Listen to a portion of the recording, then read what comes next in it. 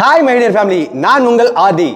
நிறைய பேர் என்ன சொல்கிறீங்க அப்படின்னா, நாளுக்கு நாள் என் வெயிட் ஏறிட்டே போகுது, அதனால் என் ஹெல்த் ரொம்ப மோசமாகிட்டே போகுது, ஒபிஸாக இருக்கிறேன், எல்லாரும் குண்டாயிட்டேன், அசிங்கமாக இருக்கிறேன்னு சொல்கிறாங்க. இதுக்கு என்னதான் வழி அப்படின்னு சொல்லிட்டு டாக்டர்கிட்ட போய் சிம்பிளாக அது ஐடியா இருக்குன்னு சொல்லிட்டு போனால் அவங்களும் என்ன சொல்கிறாங்கன்னா, வாக்கிங் பண்ணு, எக்ஸசைஸ் பண்ணுன்றாங்க. இதெல்லாம் சரிப்பட்டு வராது. ஏற்கனவே பண்ணி பார்த்துட்டு வேண்டான்னு விட்டுட்டு தானே உங்கள்கிட்ட வந்து அப்படின்னு சொல்லிட்டு அவங்களையும் வேணான்னு சொல்லி விட்டுட்டு யூடியூப்பில் போய் ஏதாவது சிம்பிளான ஐடியா இருக்குன்னு தேடினோம்னா, இந்த ஜூஸை குடி, இந்த பேஸ்ட்டை தடவிக்கோ, இந்த ஆயிலை தடவிக்கோ, அப்படி இப்படின்னு சொல்லிட்டு கடைசியாக இந்த பவுடரை வாங்கி குடின்னு சொல்லிட்டு ப்ரொமோட் பண்ணுறாங்க. அந்த பவுடரெல்லாம் வாங்கி குடித்தேன், நிறைய குடித்தேன். அதுக்கப்புறம் குறைஞ்சிதான் வெயிட் மிஷினில் ஏறி பார்த்தா வெயிட் அப்படி தான் இருக்குது. என்னோடய பேங்க் சேவிங்ஸ் மட்டும்தான் குறைஞ்சிது. ஐயோ, இந்த மாதிரி வேலைலாம் பண்ணவே கூடாது அப்படின்னு சொல்லிட்டு வெறுத்து போய் இதுக்கப்புறம் எந்த முயற்சியும் பண்ண போகிறதில்லன்னு சொல்லிட்டு விட்டதுக்கு அப்புறம் பார்த்தீங்கன்னா, மாதம் அடுத்த மாதமே பார்த்தீங்கன்னா மறுபடியும் வெயிட் ஏறுது, மறுபடியும் ஹெல்த் முன்ன இருந்ததை விட மோசமாகுது. அச்சோ, இதுக்கு என்னதாண்டா வழி, ஐயோ வட போச்சே அப்படின்னு யோசிக்கிறீங்களா? இந்த மாதிரி கவலைப்பட்டு இருக்கிறீங்களா? கவலையே படாதீங்க. சிம்பிளான 3 ஐடியாவை நான் உங்களுக்கு சொல்லி தர போகிறேன். அதை வச்சு சூப்பராக ஹெல்த்தியாக ஹாப்பியாக நீங்கள் இருக்க போகிறீங்க. என்னதான் அந்த ஐடியா அப்படின்னு தானே யோசிக்கிறீங்க. என் லைஃப்பில் நான் கிட்டத்தட்ட 15 இயர்ஸாக ஃபிட்னஸ் ஃபீல்டில் இருக்கிறேங்க. நிறைய பேரை பார்த்துருக்கிறேன். அது ஜிம்மில் இருக்கும், ஆன்லைனில் இருக்கும், யூடியூப் மூலமாக, சோஷியல் மீடியா மூலமாக நிறைய பேருக்கு நான் நிறைய விஷயங்களை சொல்லி கொடுத்துருக்கேன். ஒர்க் அவுட்டாக இருக்கட்டும், டிப்ஸாக இருக்கட்டும், டயட்டாக இருக்கட்டும், இதெல்லாம் சொல்லி கொடுத்து அது மூலமாக பார்த்தீங்கன்னா லட்சக்கணக்கானவங்க, ஆயிரக்கணக்கெல்லாம் கிடையாது, லட்சக்கணக்கானவங்கள ஹெல்த்தியாக, ஹாப்பியாக, ஃபிட்னஸாக, ஒபீஸ்லேருந்து வெளில வர வச்சுருக்கேன். ஹெல்த் விஷயத்துலேருந்து நிறைய பேருக்கு ரிவர்ஸ் பண்ணியிருக்கிறேன். அதுலலாம் நிறைய பண்ணலையா, அதில் என்ன தான் சூப்பராக ரிசல்ட் கொடுத்தது அப்படின்னு யோசிச்சு தேடி ஆராய்ச்சி பண்ணி கண்டுபிடிச்சதில் 3 விஷயந்தான் ரொம்ப முக்கியமாக இருந்ததுங்க. அந்த 3 விஷயத்தை தான் இப்போ நான் உங்களுக்கு சொல்லி தரப்போகிறேன். இது வரைக்கும் என்னெல்லாம் பண்ணி விட்டீங்களோ பரவாயில்ல, இந்த 3 விஷயத்த நான் சொல்கிறத கொஞ்சம் ஒரு 21 டேஸ்க்கு நீங்கள் ஃபாலோ பண்ணி பாருங்கள். ரிசல்ட் சூப்பராக வரப்போகுது. அது மூலமாக நீங்களும் அவங்கள மாதிரி ஹெல்த்தியாக, ஹாப்பியாக இருக்க தான் போகிறீங்க. இப்போ ரெடியாக நீங்கள்? அதுக்கு முன்னாடி இந்த வீடியோ தான் என்ன ஃபஸ்ட் டைமாக நீங்கள் பார்க்குறவங்க சில பேர் இருப்பீங்க. சில பேர் ஏற்கனவே நம்ம வீடியோலாம் பார்ப்பீங்க. நம்ம ஃபேமிலி மெம்பராக மட்டும் மாறாமல் இருப்பீங்க. அதுக்கு என்ன பண்ணணும் அப்படின்னா, நம்ம சேனலை நீங்கள் ஆடி ஃபிட்னஸ் அன்லிமிட்டடை சப்ஸ்கிரைப் பண்ணி உடனே ஆடி ஃபிட்னஸ் ஃபேமிலியில் நீங்களும் ஒரு மெம்பர் ஆகிடணும். அப்புறம் லாஸ்ட்டாக கடைசியாக நடந்த 14 டேஸ் லைவ் சேலஞ்சில் பார்த்தீங்கன்னா நிறைய பேர் பார்த்தீங்கன்னா பெரிய வெயிட் லாஸ் பண்ணியிருந்தாங்க. Up to 5 kg. நான் சொல்கிறது 14 டேஸில் வெயிட் லாஸ் பண்ணியிருந்தாங்க. நிறைய பேருக்கு ஹெல்த் பிரச்சனைலாம் சரியாக இருக்குது அப்படின்னு சொல்லியிருந்தீங்க. இன்ச்சு லாஸ் செமையாக நான் பார்த்தேன்னு சொல்லியிருந்தீங்க. உண்மையிலேயே சொல்கிறேங்க, ஏற்கனவே நமக்கு சூப்பர் டூப்பர் ரிசல்ட் கொடுத்தது பார்த்தீங்கன்னா ஆன்டி ஏஜிங் சேலஞ்ச் 21 டேஸில் செம்ம கிராண்ட் சக்ஸஸ் கொடுத்தது. ஆனால் இந்த 14 டேஸில் ஷார்ட் பீரியடில் பார்த்தீங்கன்னா அதுக்கு ஈக்குவலான சக்ஸஸை இந்த சேலஞ்சும் கொடுக்கணும்னு நாங்கள் நினச்சி கூட பார்க்கல. அவங்களோட கமெண்ட்ஸ் எல்லாம் சேட்டில் போட்டாங்க. நீங்கள் அவங்களோட ரிசல்ட் எல்லாம் போட்டதை நீங்களும் பார்த்துருப்பீங்க. உண்மையிலே இந்த டைமில் யாரெல்லாம் பெரிய இந்த சேலஞ்ச் மூலமாக சக்ஸஸ் கொடுத்தீங்களோ உங்கள் அத்தனை பேருக்கும் என்னோட மனமார்ந்த நன்றியை தெரிவிச்சுக்கிறேன். வாழ்த்துக்கள்ங்க உங்கள் அத்தனை பேருக்கும். அப்புறம் நம்ம எல்லாரும் பார்த்தீங்கன்னா நிறைய பேர் வெயிட் ஆகி ஒபீஸாக இருக்கிறவங்க எல்லாருமே பார்த்தீங்கன்னா ஏற்கனவே எந்த முயற்சியும் பண்ணவே இல்லை, சாப்பிட்டு தூங்குனாங்க, எக்ஸசைஸ் பண்ணல, நல்ல இஷ்டத்துக்கு சாப்பிட்டாங்க அப்படின்லாம் நான் சொல்ல மாட்டேன். நீங்களும் 2-3 முறை முயற்சி பண்ணியிருப்பீங்க. அதில் ஃபெயிலியர் ஆகிருக்கும், வெயிட் குறைஞ்சிருக்காது, இல்லை ஹெல்த் மாறி இருக்காது. சக்ஸஸ் வரலைங்கிற ஒரே காரணத்தால் தான் நீங்கள் பண்ணாமல் விட்டுருப்பீங்க. அதானே கரெக்டு? ஆனால் இந்த மாதிரி சொல்கிற நம்ம குழந்தைங்க எக்ஸாமில் சரியாக படிக்கலை, ரிசல்ட் வரல அப்படின்னா நம்ம என்ன அவங்களுக்கு மோட்டிவேஷன் கொடுப்போம்? கஜினி முகமது 17 முறை படையெடுத்து தான் அப்புறம் 18வது முறை ஆட்சியை பிடிச்சாரு.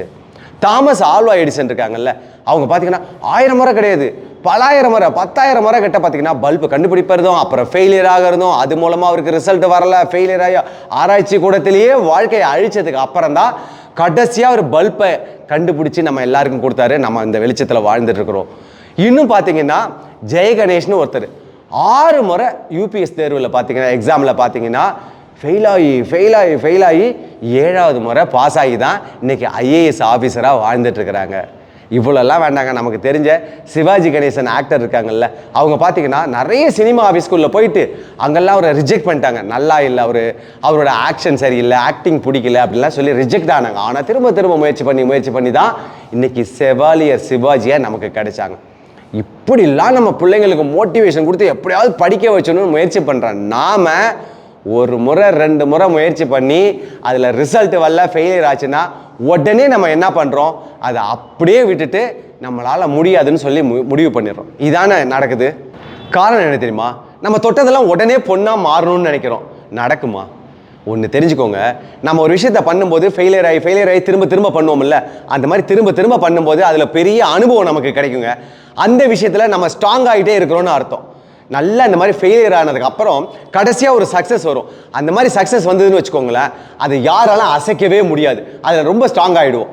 அதே மாதிரி தான் நீங்கள் ஒரு 5-6 முறை ஃபெயிலியர் ஆகிருக்கலாம், இல்லை 10 முறை ஃபெயிலியர் ஆகிருக்கலாம். அதுக்கப்புறம் ஒரு சக்ஸஸ் வருது இல்லை, அந்த சக்ஸஸில் நீங்கள் தாங்க கிங்கு. அதே மாதிரி தான் அந்த வெயிட் லாஸ் ஜேர்னியில் நிறைய failure ஆகிருப்பீங்க.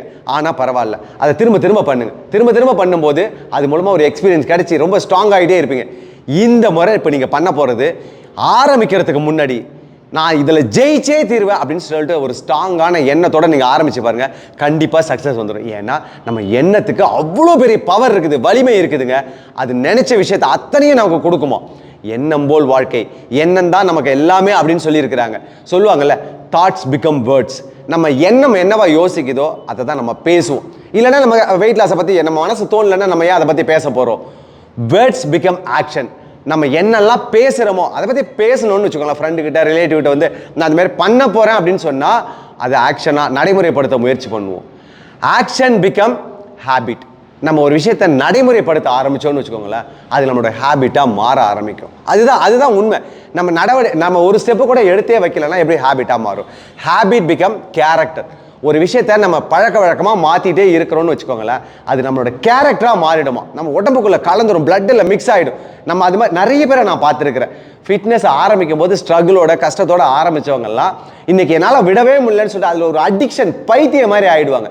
Character become life style. அதுதான் அந்த அடிக்ஷன் வந்ததுக்கப்புறம் அதுவே வாழ்க்கையாக மாறி போயிடும். நீங்கள் நினச்சா கூட வெயிட் போடவே முடியாது. நீங்கள் நினச்சா கூட ஹெல்த்லேருந்து அன்ஹெல்த்தியாக நான் போயிட்டேன், எனக்கு இது வந்துருச்சு அது வந்துருச்சு சொல்லவே முடியாது. தானாகவே வாழ்க்கை வந்து செம ஹாப்பியாக சூப்பராக அமைஞ்சு போயிடுங்க. அதனால் நீங்கள் எதை ஆரம்பிக்கணும்னாலும் நம்பிக்கையோடு ஆரம்பிங்க, டவுட்டோடலாம் ஆரம்பிக்காதீங்க. அது பாதியிலே நின்று போயிடும். நம்ம எல்லாருக்குமே தெரிஞ்சு போச்சு, நம்மளோட எண்ணம் தான் ஸ்ட்ராங்குன்னு சொல்லியாச்சு. அதுக்கப்புறம் எதை ஆரம்பிக்கணும்னாலும் நேர்மறை எண்ணத்தோட, அதாவது பாசிட்டிவ் மைண்ட் செட்டோட பண்ணுங்க. அதை விட ஸ்ட்ரென்த் நமக்கு ஒன்றுமே கிடையாது. சக்ஸஸ் வந்துக்கிட்டே இருக்கும். நிறைய பேர் நிறைய மோட்டிவேஷன் தான் சொல்லுவாங்க. மாமா ஏதாவது நமக்கு ஒரு மோட்டிவேஷன் சொல்லுவார், சித்தப்பா ஏதாவது போகிற இடத்துல அவங்க வீட்டுக்கு போனால் அவர் ஒரு மோட்டிவேஷன் சொல்லுவாங்க, ஏன் அக்கா சித்தி அவங்க ஆளாளுக்கு ஒரு மோட்டிவேஷன் சொல்லுவாங்க, நான் ஏதாவது உங்களுக்கு ஒரு மோட்டிவேஷன் சொல்லலாம். இது எல்லாமே வந்து டெம்பரவரி தான். ஆனால் ஒன்ஸ் நீங்கள் முடிவு பண்ணிட்டீங்கன்னு வச்சுக்கோங்களேன், உங்கள் எண்ணம் வந்து பயங்கரமாக பாசிட்டிவாக சந்தோஷமாக ஒரு முடிவு பண்ணிடுச்சுன்னு வச்சுக்கோங்களேன், நான் ஹாப்பியாக இருக்கிறேன்டா அப்படின்னு நினச்சி பாருங்கள், ஹாப்பியாக இருப்பீங்க. இல்லை எனக்கு என்னமோ மாதிரி இருக்குது இன்றைக்கி அப்படின்னு நினச்சிங்கன்னா என்னமோ மாதிரி தான் அந்த நாள் ஃபுல்லாக இருக்கும். அந்த டேவே வேஸ்ட்டாக உருப்படாமல் போயிடும். நீங்கள் என்ன நினைக்கிறீங்களோ அதுவாக தான் ஆகிடுவீங்க. அதனால் நல்ல எதை ஒரு முடிவு பண்ணாலும் பாசிட்டிவாக இது நடக்க போகுது, நடந்தே தீரும்னு சொல்லி சந்தோஷமாக எல்லாத்தையும் ஃபேஸ் பண்ணுங்கள், சூப்பராக அமையுங்க. அதே மாதிரி நான் அடுத்தவங்கள்ட்ட போயிட்டு ஏதாவது ஐடியாலாம் ரொம்ப கேட்டுகிட்டே இருக்காதிங்க. அவங்கவுங்க ஆளாளுக்கு இல்லாத பிள்ளாதெல்லாம் சொல்லி நம்மளை பயமுறுத்தி விட்ருவாங்க. பேனாக்கி பேனை பெருமாளாக்கி ஐயோ எதுக்கு வந்து நிற்கும் ஊன்னு சொல்லி நம்மளை எதுவுமே பண்ண விடாமல் ஆக்கிடுவாங்க. நீங்கள் டிசைட் பண்ணுங்கள், அதுதான் உங்கள் லைஃப். அந்த 3 விஷயம் என்னென்னு சொல்லி பார்த்துடலாம். ஃபஸ்ட்டு பார்த்தீங்கன்னா கன்சிஸ்டன்சிங்க. நம்ம எல்லாருமே பார்த்தீங்கன்னா எக்ஸசைஸ் பண்ணணும், வெயிட்டை குறைக்கணும்னு சொல்லிட்டு ஒரு பயங்கர இன்ட்ரெஸ்ட்டாக ஆரம்பிப்போம். நல்லா தொடர்ந்து ஒரு வாரம் பண்ணிகிட்டே இருப்போம்.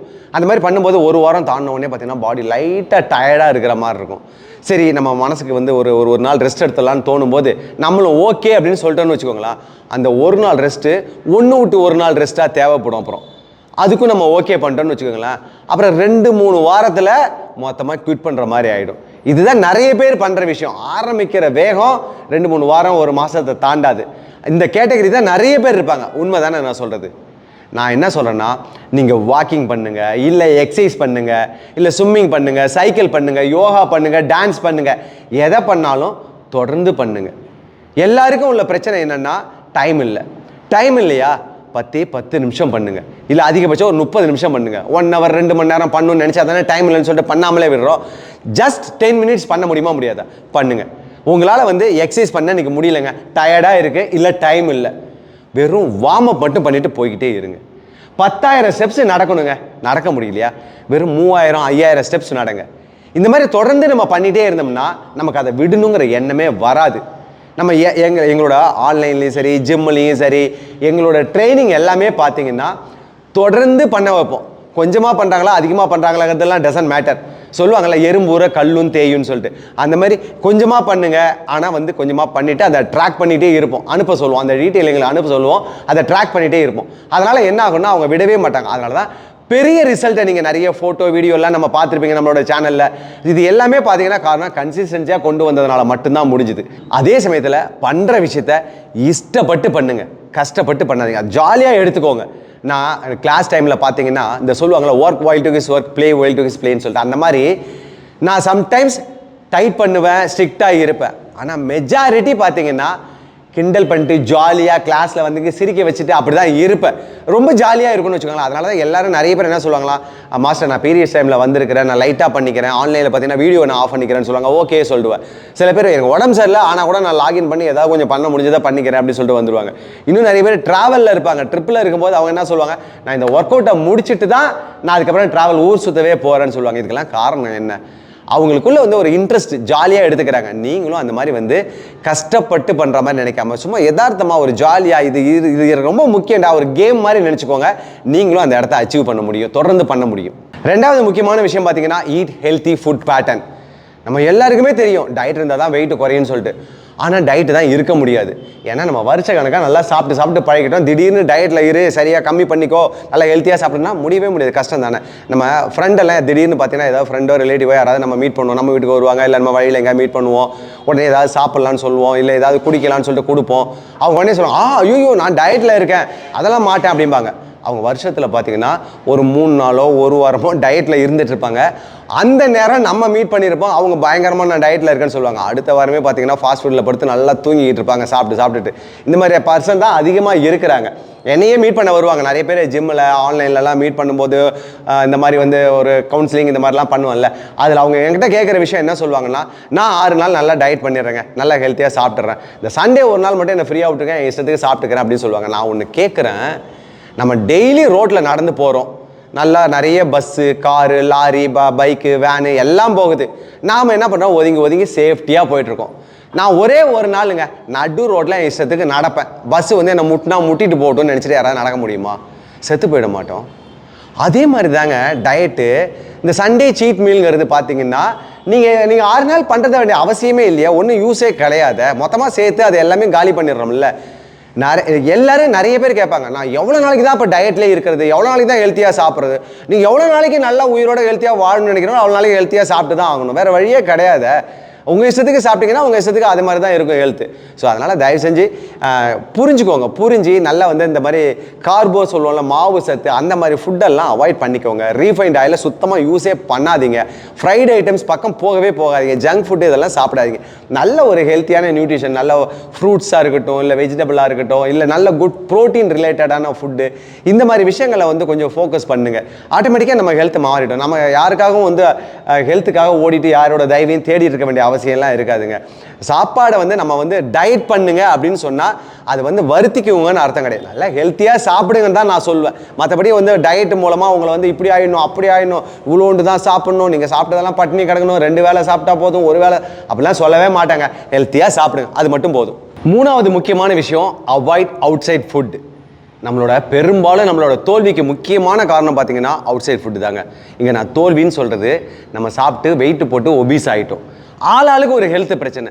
அந்த ஹெல்த் பிரச்சனை வந்ததும் பார்த்தீங்கன்னா அதுவே ஸ்ட்ரெஸ் ஆகிடும். ஸ்ட்ரெஸ் வந்துச்சுன்னா ஸ்ட்ரெஸ்ஸால் நிறைய ஈட்டிங் ஹேபிட் மாறிடும். இப்படி ஒன்றோட ஒன்று பின்னி பெடறிக்கிட்டு தாங்க இருக்கும்.